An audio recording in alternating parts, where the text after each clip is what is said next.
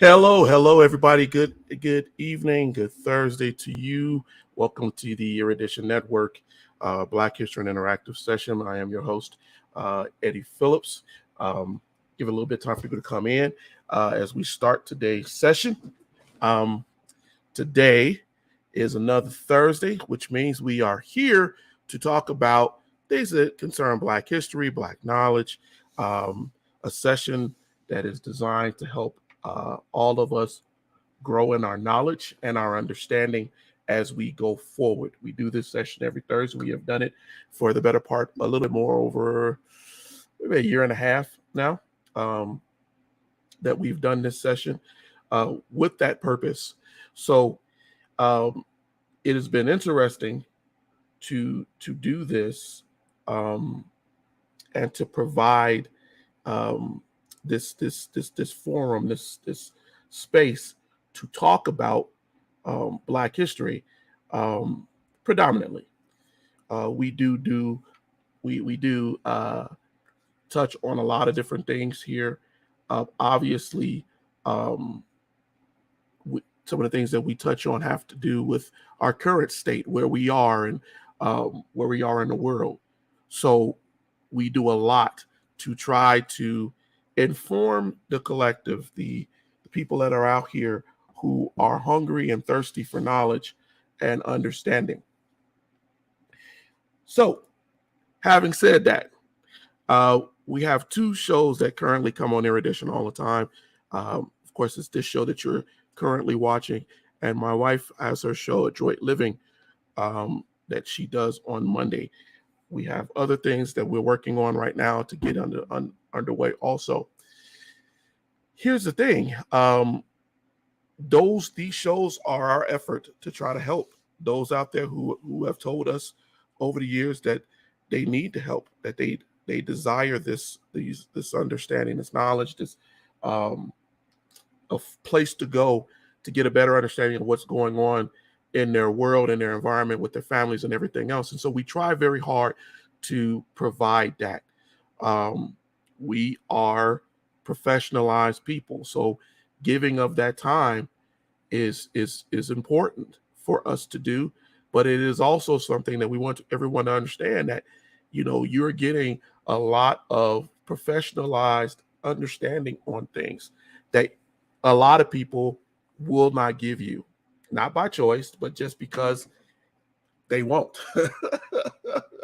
um, some people don't know that it's needed, and so we do appreciate everybody who comes on weekly to share with us. See, my father is there. Hi, Dad. Good to see you. Um, as we start getting people to come in, I'm gonna go forward and talk a little bit about what we're doing here today. Today, I wanted to make this very interactive. My whole purpose behind this program uh, for the year and some months that I've done it is to be interactive. I want you to ask questions. I want you to um, talk and inquire about the things that maybe you didn't like that were covered in history, or maybe there are things that you felt that they didn't go deep enough, right, in school. And so my whole thing is to provide you some kind of guidance in that. Now, I do that a lot of times if you're new to the show by going over a lesson, particularly. Maybe I will go over a portion of Black history with you so that you have, you can get something that wasn't necessarily taught. Sometimes I will talk about the world as where we are right now and speak to something that is happening currently in our environment. We know recently we've had a lot of mass shootings and a lot of deaths within this country. We also know that there is a large increase of crime in Black areas. I didn't say Black on Black crime. I said crime, because if we label it as only Black on Black crime, we're taking away from the fact that there is crime that is being committed against Blacks also by people who are not necessarily in the Black culture. So we don't want to label it just as Black on Black crime, but we do want to say that there is crime that is going on in these areas. And I don't care where you're at, Denver, Chicago, New York, Detroit, wherever you are, I'm sure that you have seen in the media, in the news, that there is just a ridiculous amount of crime that is surfacing throughout our country, alongside the mass shootings and the racial divide and the anger and the things that are going on. So when we talk about history on this network, we try to give you an understanding as to how this is. A lot of these things aren't new. They're not new.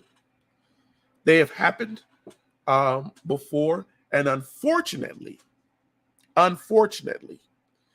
a lot of us, the preachers would always say that when you different level, different level, however you want to say it. But these devils have been here. They're on all different levels. These evil things that are going on in our society, and they're circular. They're cyclical because they keep happening. We could go back into 1865, and we can go back into 1921, and we can go back on. We can go all over and see that none of these things that we're talking about, that we're seeing, are really new. And because we have not faced them, because we have not taken the time to actually learn from our history to better prepare ourselves, we are repeating these situations. I gave you all a book on one of the episodes. I think it was about 2 weeks ago. It's from James Foreman Jr. And the book is called Locking Up Our Own. And it talks about police, black folks within the law enforcement community, and how there are people who are in those communities who are forced to lock up their own people and to put them into systems, or in the system that permanently disrupts their lives. I was looking recently at that book again, because there is a chapter in the book where the author talks about, he's a lawyer. He's a lawyer. How he was giving free legal. And there was a young lady who had a good job. She had just gotten a job. I believe it was with UPS, or it may have been a FedEx. And because they vet you for these jobs, right? She was going through a inbounding vetting process. She had worked her way up. She came from a horrible background of criminality in her family,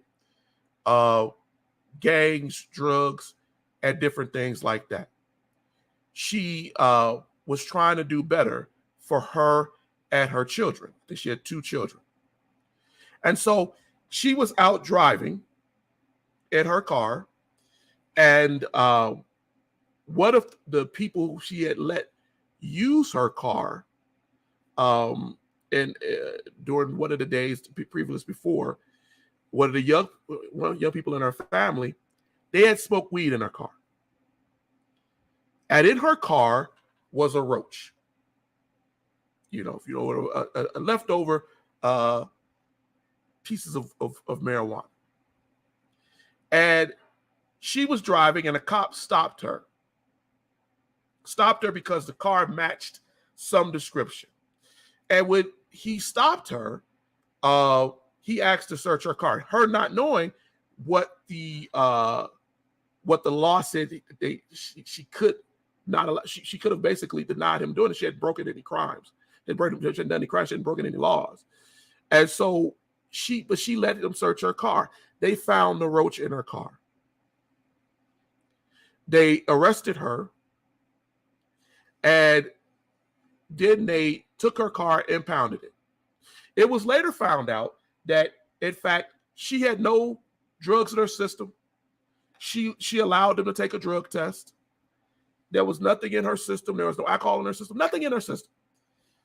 But Because the drugs had been found in her car and they had impounded her car, it was on her record. And so when it came down for her to get her job that would have upped her, made her life better for her and her kids, she basically was let go. They told her that she was not hireable. Now, Mr. Foreman, the author, talks about how she came in and told him this case as a lawyer, and how she had gone and they actually had, she never went to court, all that was thrown out, but it was still on the record. And there was monies that she would have had to pay in order to get it off of the record, and it would have taken some time. She was under the idea that if she did that, that they would remove this off of her record. Now, he told her they could remove it off of her record. Her thought was that this, she would be eligible to go back and get this job because she hadn't done anything wrong. But he had to inform her, as he wrote in the book almost tearfully, this will take months, if not years, for you to be able to rectify the fix. And by that time, you won't be able to get this job. You may be able to apply for another job. As she started to reiterate what she had told him, as if that would change the outcome. But as a lawyer, he told her there really was nothing that he could do. Why am I telling you this story? We have people in our communities who do not understand that the interactions that you have, the people who you put in your sphere of influence, your friends, your family, those around you, can affect your life. The idea of this crime, this criminality, people being arrested. Some people are arrested just because they were there, not that they were the perpetrator of the crime, but because they were there and they witnessed the crime, did not report it, and they allowed it to happen.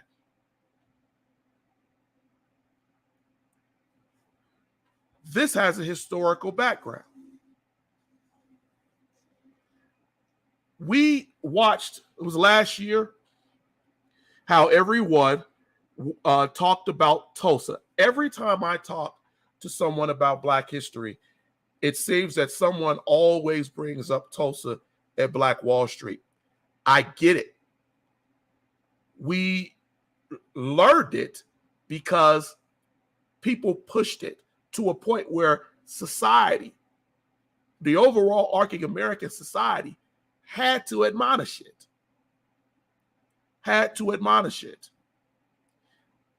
Here's the thing. I had a discussion recently with someone online about the Tulsa massacre. I didn't say Tulsa riots, because if you go on and you look at what's on the web, people will tell you that it's a riot. No. It was a massacre. People were killed. Explosive devices were dropped out of planes. Blocks of buildings were destroyed. Lives were taken. It was not just people angry at burning property. This was murder. But I had a discussion with someone and I asked him what caused the Tulsa massacre. What was the impetus of it? What started this? He told me people were jealous that Blacks were doing better. Now, I'm going to ask you, the few that are on here, is that what you were told about the Tulsa massacre? That Blacks, whites were angry that Blacks were doing well? Put it in chat.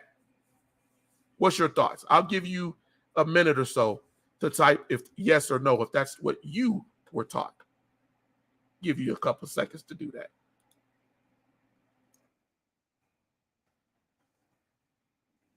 As I set out a thing to ask people to join the conversation.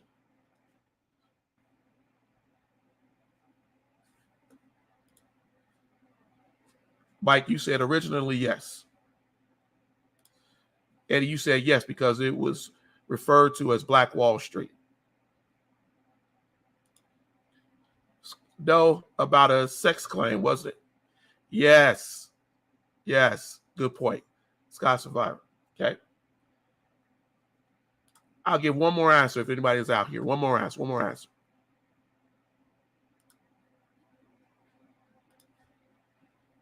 And I'm doing this for a reason, ladies and gentlemen, because you see, I want us to understand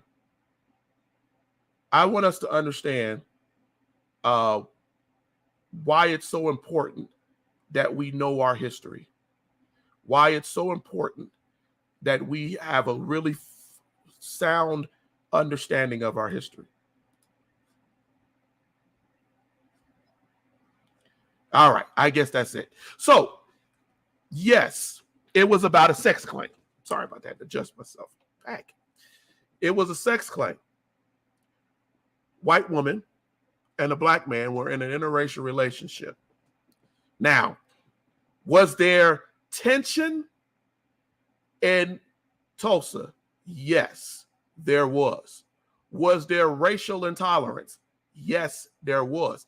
Did that feed into this false allegation of a black man assaulting a white woman?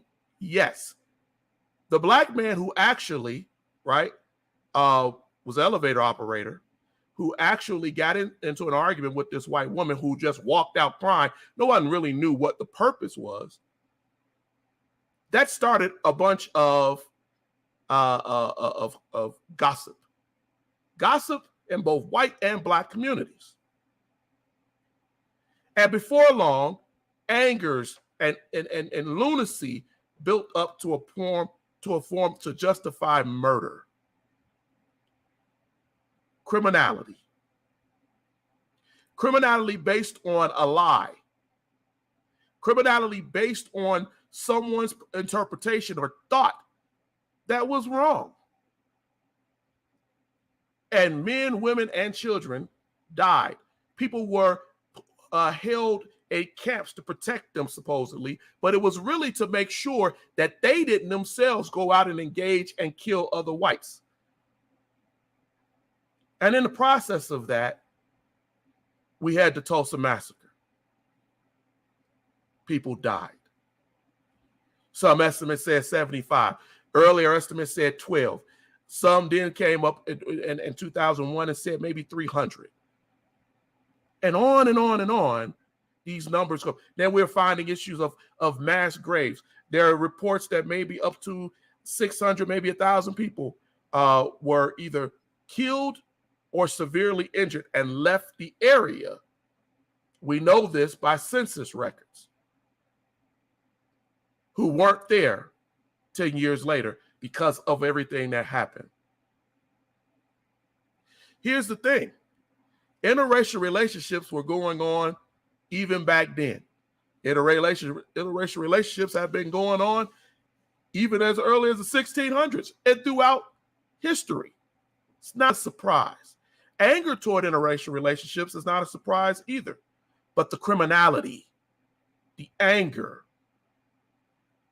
that infuses, that goes into our communities, the folks who told people and pointed to folks who they said may be threats. That's the untold story of Tulsa.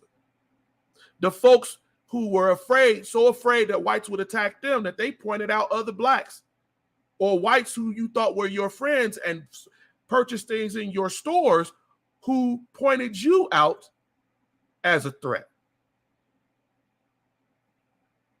And yet, when I asked this person, we were getting to this discussion online about Tulsa, after a response that I had made online, these are the deeper parts of history that we try to cover on here. Here's the thing. I got a question for you all that are out there too. Was Tulsa it? Did they burn those buildings down? And that was it? Were those buildings ever rebuilt?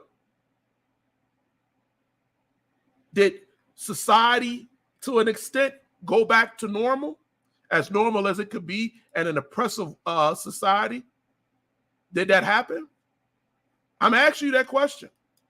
Or is history telling you that Tulsa happened and that was it? What's your thoughts on it?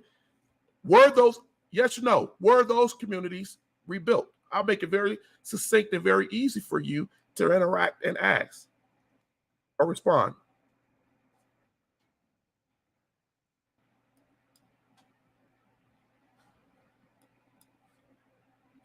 Mike, you said jungle fever been around a while. Yes, it has.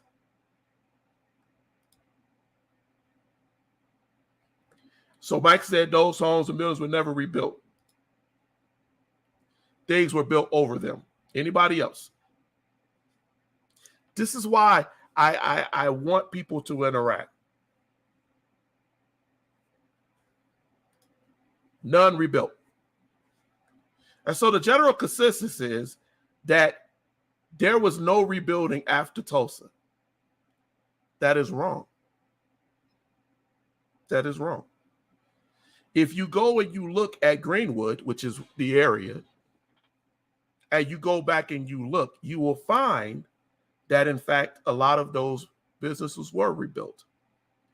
That blacks, despite insurance companies not wanting to uphold the monies that they had paid, despite everything that went on,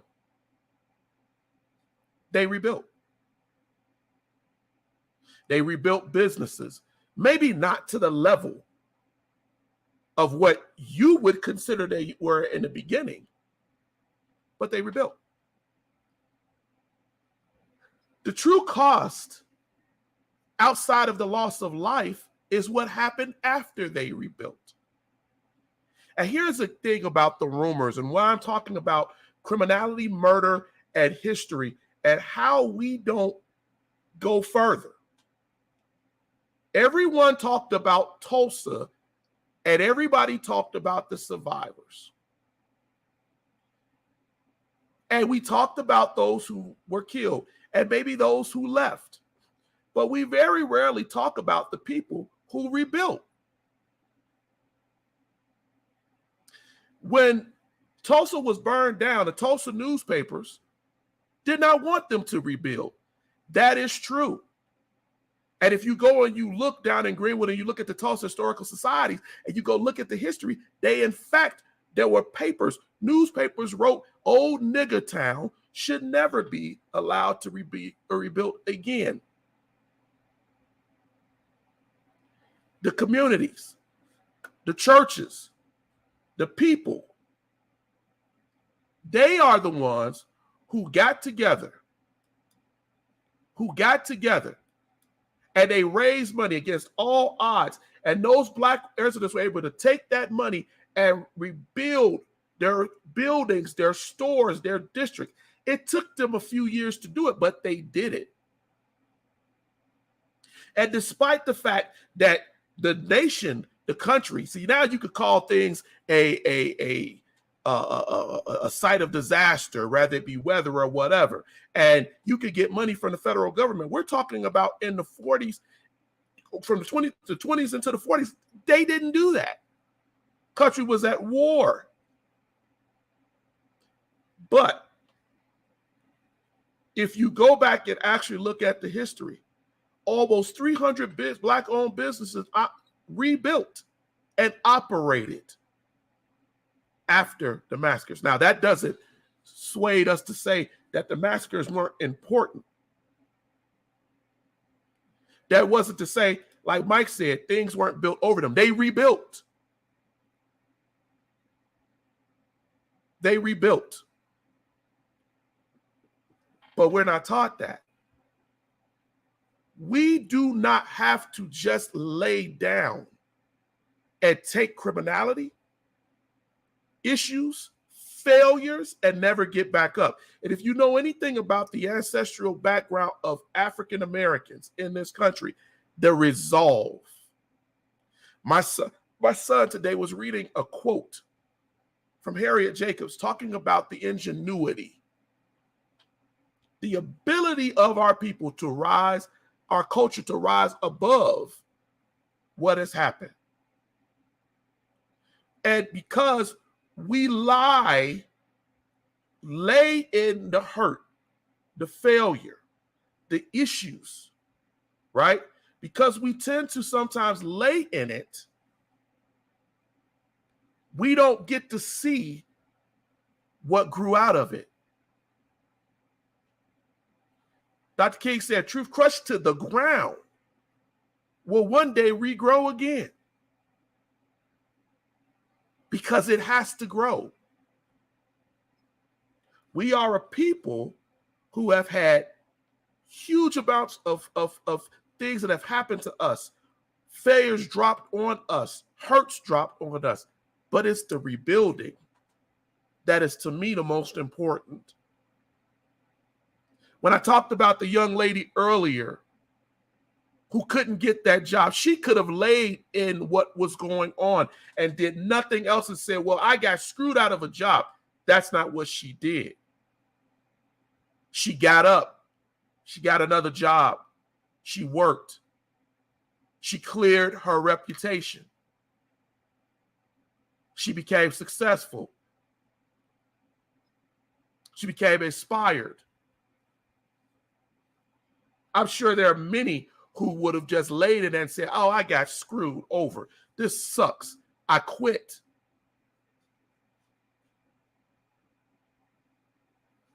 When we talk about Tulsa, when we talk about the draft riots, when we talk about any things that have happened to Black people, we talk about Red Summer, we're talking about people who rose up in spite of. The same in New York when the draft riots happened, when the Irish went after and killed and murdered Blacks throughout New York. When that happened, it seemed to be completely lunacy, right? That here we are in a country fighting a civil war to fight against slavery, and we have people who are riding out here and killing and murdering Blacks. But here's the thing. That happened because hate, anger, rumor. The Irish were angry because the Blacks were seeming to be given a lot of credit and a lot of jobs, because racists were pushing the Blacks and the Irish to fight against each other for jobs in New York. Freemen, not slaves, were allowed to work jobs, and when they decided they wanted to leave, then the owners would hire an Irish person to take over for a penny or two less, or vice versa. So they created anger by the legislatures, through business owners. It created anger and rumor. These Negroes think they're better than us. And so when Irish folks were getting off the ships coming over as immigrants, Blacks became the easy target, because wait a minute, we're coming off these boats and they're telling us the only way that we can be able to stay in this country is that we have to sign the Fight for the Union to go fight in the Civil War. I don't know these Black folks. I wasn't racist to them. And then those of us who can't, we can't even get a job because they've taken. So there was anger, rumor, criminality based on ignorance. And as a result, while everybody was out fighting, New York almost burned to the ground. Blacks murdered in the street. And we could have laid there. Black folks could have said, hell with New York, hell with the North, I'm going to Canada. And I'm not taking that from a Boondocks episode. I'm taking that from reality. Some Blacks went to Canada. When the Fugitive Slave Act came into place, Blacks were like, hey, I'm not getting appreciation here. They're still treating us like demons. I'm going to Canada. But we stayed. We stayed. And here's the thing. Less than a year, just about a year, I should say. The 50. Let me cover one more thing before I get into that. Babies were killed. Babies during the draft riots. Black children murdered. And I don't know if you understand this, but you can do things to adults that are horrendous, and many of us will be like, man, this is horrible. But here's the thing. Right about a year after that, when black men, the fathers of those babies, put on a union uniform and took up arms to fight for freedom in this country. Despite all of that. It is so important for us to understand that our history is not necessarily just built on the pain. It's built on what we did as a result of that pain. Our ancestors did not lie in it. They didn't just throw up their hands and say, there's nothing I can do. They did something. I'm not talking about the great orator, great civil rights icon, Frederick Douglass. I'm talking about Peabo Johnson, Negroes. I'm talking about dudes who came out of slavery, had been slaves, who saw freedom as something so important that they understood for all of those children lost, all of them babies, women that were lying dead in those streets of New York. We can't just stop here. We have to prevent that from ever happening. They have to see us as people. The Irish cannot say that they're fighting for us because we're going to fight for ourselves. They will respect us. We see criminality throughout all parts of this nation right now. And so many of us are allowing ourselves and our families to just lay in it, lie in it. And a lot of it comes because misunderstandings, gossip, lies, things that are ignorant because they were never taught anything different. A man who cannot appreciate himself will never appreciate you.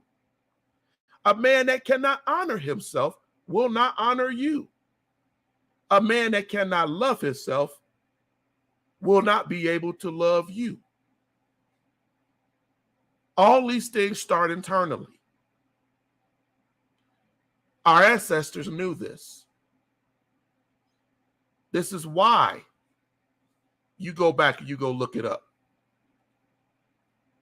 This is why they rebuilt at Tulsa. This is why they felt it was worth the struggle to pool their monies together, despite nobody wanting them to be there. This is also why we're not taught that. Resolve. Every week I come on and I do this show, and there are many times when I want to tap out. I don't want to do it. Not because I don't enjoy teaching history.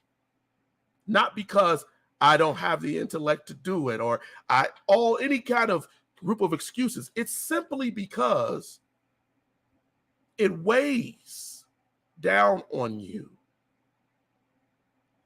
When we have a people who know just so much, and as we try to teach them, it seems like we lose more of them.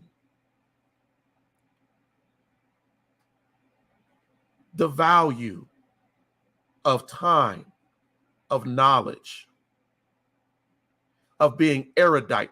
I named this network the Erudition Network because erudite means obtaining knowledge, having knowledge, learning. Erudite is important. If we learn, yes, it does, Regina. Thank you for being with us. Being erudite is so important because, see, everything you learn, ladies and gentlemen, that you get here, they can't take that from you. It is, by autobiography, Frederick Douglass talked about being taught a little bit to read and then having to go out and steal, right?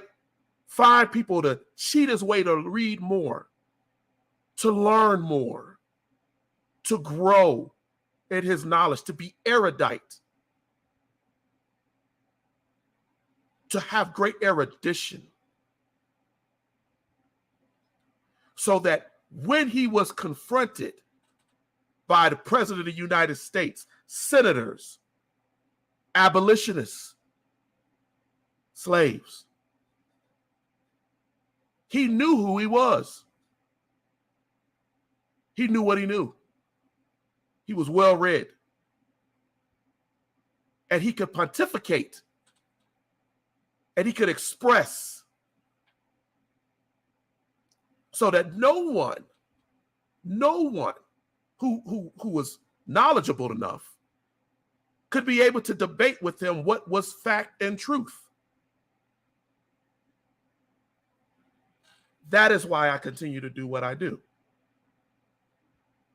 Because I'm trying to reach those who value erudition. I'm not on here trying to be the black woke guy. I'm not on here trying to be the let's go back to Africa guy. I'm on here trying to teach you history and knowledge that you may not have been taught, that has been hidden to you, that has been filtered to only give you a certain sense of yourself, who you are, what you are. Because see, when you filter something and you take out the natural ingredients and the things that have to be in it, you take away some of the value of it. When you only tell the Tulsa massacre as a massacre and don't talk about the resolve of the black men and women who stood up after all of that murder and destruction and said, no, not so. We work too hard. When you look at those businesses that only went away because they had to write legislation, they had to change the laws.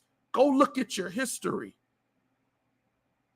to force those people out of their properties, their businesses, to redline areas so that only the Negroes lived here and that the whites couldn't bring their money here.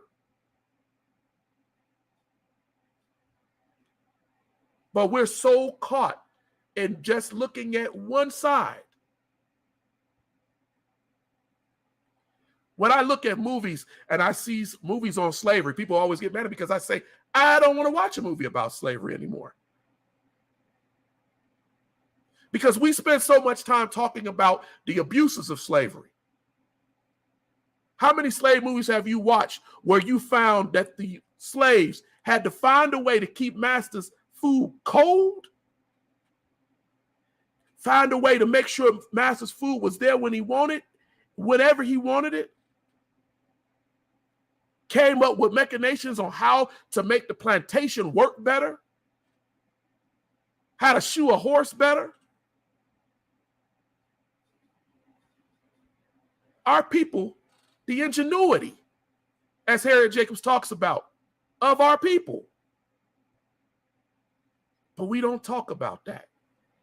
We see these movies of somebody's beating the hell out of somebody at beating their will. And the only thing that we really get from it is they just wanted to be free.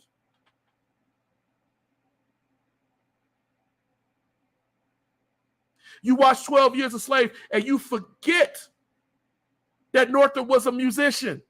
Oh, they show it a little bit. An accomplished. You forget that. You watch these slave movies and you forget the knowledge that it takes for a Harriet Tubman to be able to make those trips through the woods at night. I did a lesson 2-3 weeks ago talking about the Maroons. We forget about the Maroons because they don't teach us that, other than when they're talking about the Seminole Wars and how the United States fought against these people to kill them. But we forget that the Maroons, that they were people who were a part of the plantation. They were slaves who escaped to freedom. Slaves who understood the terrain and had different depots and stop-offs to encourage other slaves to leave the plantation. The Maroons were so ingenious that not only did they do that, but they were able to trace their way back to the plantation, steal and get that master's pig, horse, or whatever, take it to where they needed to go to feed and to give transportation to their people. And the whites, racist whites, landowners and plantation owners didn't know where they were. And they did that from the 1600s all the way to the end of slavery. But you ain't been taught that.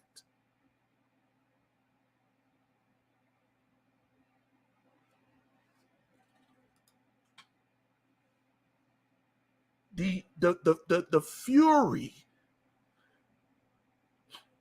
is great. But what can a person do if you're only motivated by anger? How do you grow? How do you grow in your knowledge? How do you grow in your understanding? How do you become more? My sons today, I have a 10-year-old, and we want him to be able to speak and announce himself better. He does. You've seen him on the network. But just like with any other little kid, we got to grow that. And I remember it was about a year ago, I was looking through things that on how African-American children are taught, predominantly boys. And I was looking into it, doing research, because I am a researcher by nature, to find out why is it that we're seeing so much criminality in our Black men. And I started to see the disenfranchisement, the fourth grade dropout, mental dropout syndrome that is affecting a lot of our young men. That by fourth grade, even young men, young Black men who are able to read, were at the low percentile of reading by fourth and fifth grade. And by eighth grade, completely detached from wanting to read. And I found that what it was is what they were being forced to read.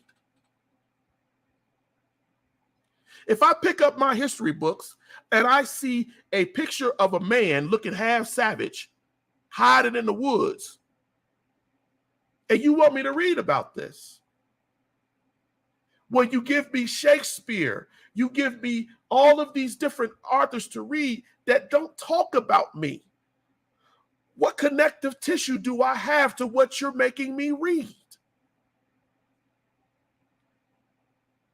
Even in math, I asked my son, my 10-year-old told me, he said, "Daddy, no, when they show us math problems, we see a Black boy with a basketball or a baseball. We see white kids sitting on there and they're reading a book, smiling.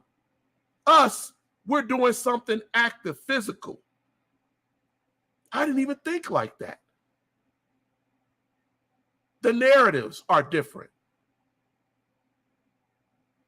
And so today we were talking and I said, one thing that I found also is recitation, to recite something helps you to be able to better speak to live audiences. Reading aloud helps you to better get the rhythms and the routines of vocabulary. And what a lot of speech therapists do is they give children books, they give them poetry, they give them things to read. Most often, Shakespeare, nursery rhymes. Things that are, some of them by definition, were written with a racist background. Not all, but many of them. And so I said, when my wife was telling my son, I said, what he could read, and I gave him a small book. This book on Black essential wisdom. That's all it is. It's quotes. Some one sentence, some two, some multiple sentence quotes from famous Black people throughout time. Not just American, right? Just Black wisdom. And I told him, read it. And then something told me, no, get his brothers to read it with him. Each one of them take a quote and they read it. To get in the habit. See, because there are people who can sit here and quote to me Shakespeare every day. There are folks who can go out there and quote to me Bible verse after Bible verse. But if I open up this book and they found a random name, right? Like Carol Moseley Braun, right? It's a congressman. Or Marian Anderson, or Brian Gumbel, or any numerous Zora Neale Hurston, right? Not only do you get to understand who those people are, but you also understand the quote, and then you get the context. Wife said, that's why it's important to get different perspectives. It's better to ask kids what they see and allow them to explain, while adults ask for clarity on their stance. A lot of us don't talk to our kids. Every week I tell people, hey, get your kids to watch Erudition. I put my kids on here so that if there was an interaction, they could talk to people of their own peers, not just some old head like myself. I do this because I want us to learn together. We get to some of y'all comments. They never really went over what happened afterwards. I think the wealth accumulated were just forgotten because it wasn't important for you to understand that resolve. Yet, while it might be painful, life still goes on. I saw Regina, yes, still we rise.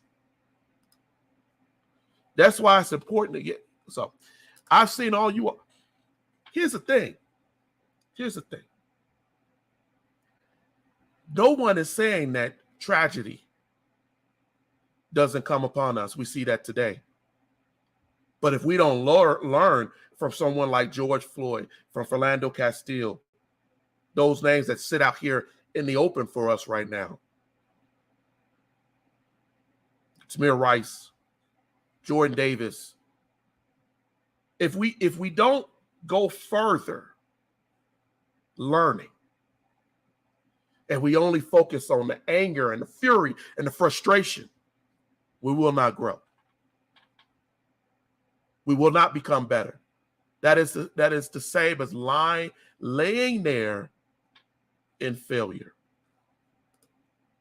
I grew up learning about those people, Black heroes, but today our heroes are not really intellectual. And there, right there, is a truth. Why is that? Why don't we know these people? Why do we sit here and functionalize and call musicians, not arguing that some musicians are amazing, geniuses, geniuses? Why is it that you don't, when I go and I talk to someone and I say, who is Paul Robeson? They don't know who that is. When I ask you what's important about Nelson Mandela,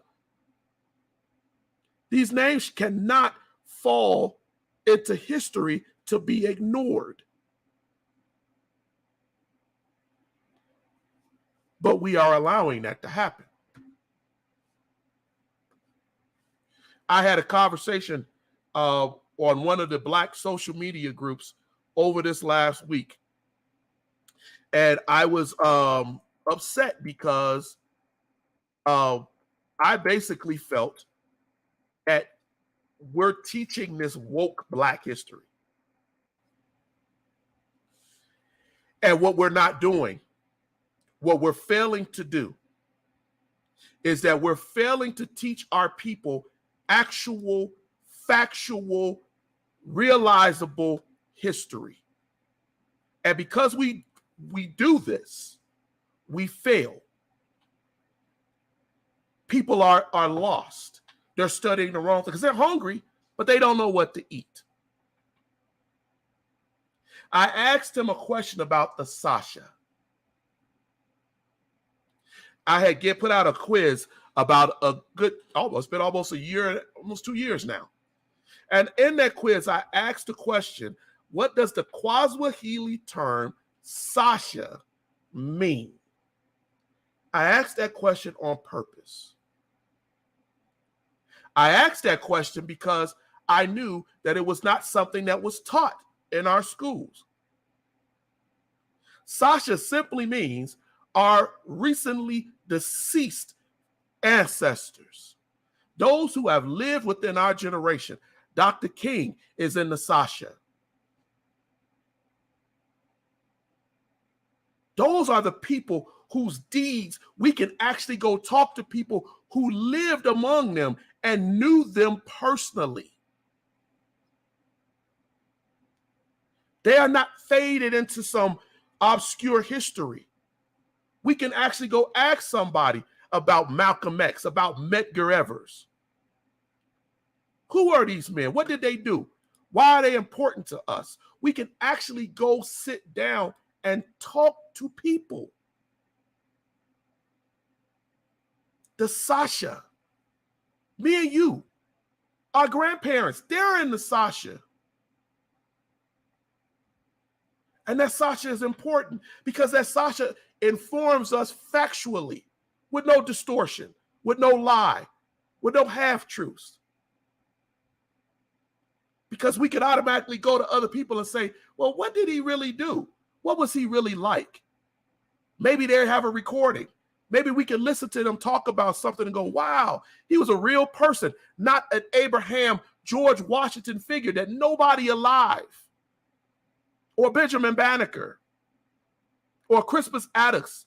We don't know because we could only take from what was written. But then I also went and I told him, I said, the other question is, why do we not credit things? The other part of that is the Zumani. Those are the people who are long past, long gone.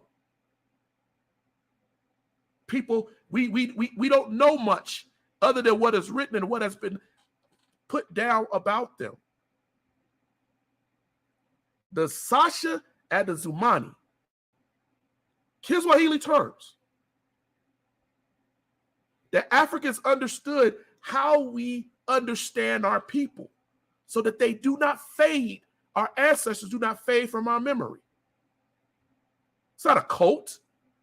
I'm not calling down my ancestors to fight with me. It's not supernatural. It is simply understanding that the historical place of my ancestors, my grandparents, my uncles, my aunties, my great-grandparents, my great-great-grandparents, they have a significance in who I am today.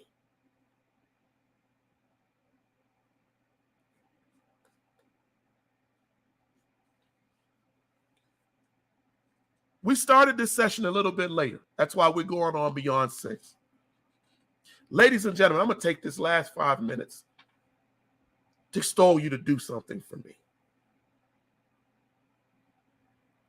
I am an academic, a historian, an analyst, a researcher, a father, a husband, a writer, screenwriter, aspiring poet, not a poet. Every week, my time is so full of hundreds of things that I have to do. But I take great joy every Thursday at coming on here. It gets frustrating. It beats me down. Because I will hear people tell me every February, we need to teach Black history 365 days a year. We need to get our kids and make sure they understand it. And I've made a purpose in my life to teach Black history as it is, factually.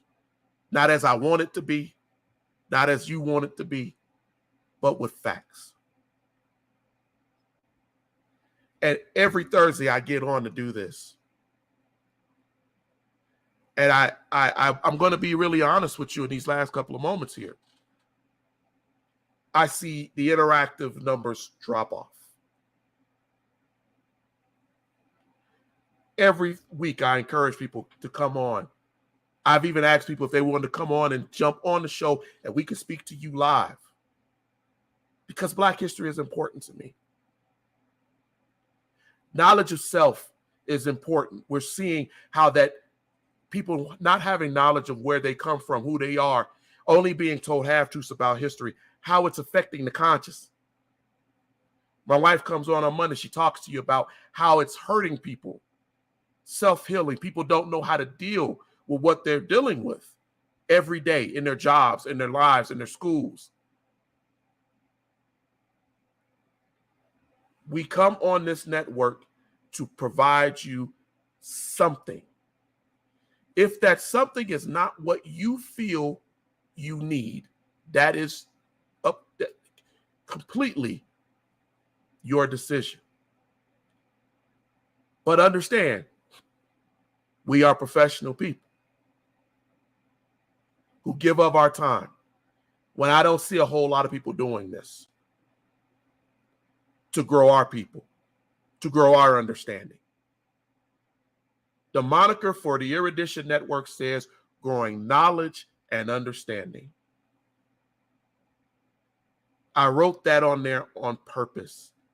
When you see our moniker, and I don't know why it's not on our banner, our logo, you see that on there because we want you to understand and to know what Erudition stands for, what it is. Our logo, there it is. There is something golden about being erudite. Being erudite. Growing your knowledge. If you look at our symbol, there's a head and there is what's considered to be a tree, growing knowledge. Help us do that. Share this episode. Tell your friends and your family, your people, we need to grow our knowledge. If there's something that you want to talk about on Erudition, send us a message. My wife said it on her show. Put it in the chats. Go on YouTube, subscribe. Challenge us if you think something is said that's wrong. But engage. Engage. Let's grow. Lastly, before I go, you will see this weekend there will be 2 new episodes, 10-minute episodes, as we premiere the new show, Erudite Insight. Much like TED Talk, that is simply designed to give you a quick taste of knowledge. Because a lot of people don't have an hour. I get it. But I want us to grow. I'm committed towards it. I invest in it. I give my time for it. All right. I've stood on my soapbox for over an hour, and I love the fact of everybody who was here. Scott, I appreciate you. I like to discuss Black political thought. I want to know more about the talented 10th versus amalgamation. I say I support W.B. Du Bois, but people say that's a bad choice. I tell you what, we could get on next week. I will get on next week, and I will cover W.B. Du Bois's talented 10th, and we could discuss this as an audience. We could discuss the issue of why that is important, as opposed to the Booker T. Washington understanding of just getting along to fit along. We could do that. Well, let's do that next week. Thanks for that. Mark your calendar. There you go. I will make sure that happens. But until then, thank you all for joining us, being on here with us. I didn't put the ticker up today, so I'll put that up for the last second or so. If you want to help Erudition, as we bought a new camera, new things, new issues, hey, feel free. This is how you could do that. But until next week, ladies and gentlemen, I will be seeing you, and I thank you for your time, and I hope you have a blessed and wonderful rest of your weekend.